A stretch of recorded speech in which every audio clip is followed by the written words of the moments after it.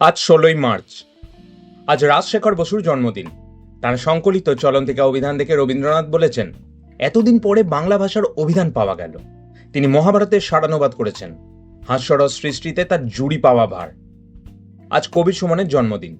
বিংশ শতাব্দীর শেষের দিকে বাংলা গান নতুন জীবন পেয়েছিল তার হাত ধরেই।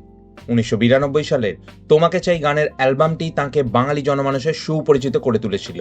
একদিকে ভারতীয় ধ্রুপদী সঙ্গীত আর অন্যদিকে বব ডিলান, পিট সিগারের মতো সঙ্গীত শিল্পীদের প্রভাব মিলেমিশে এক নতুন যুগের নতুন ঘরানার গানের জন্ম দেন কবি সুমন।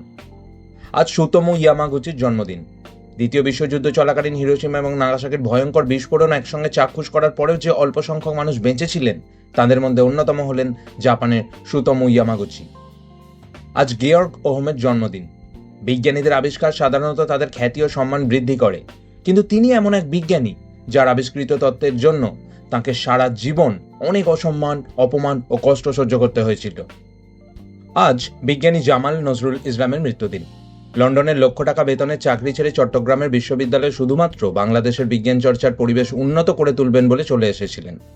তাঁর লেখা the ultimate fate of the universe বইটি ফরাসি, জাপানি, পর্তুগিজ সহ বিশ্বের অনেক ভাষায় অনুদিত ও সমাদৃত হয়েছে।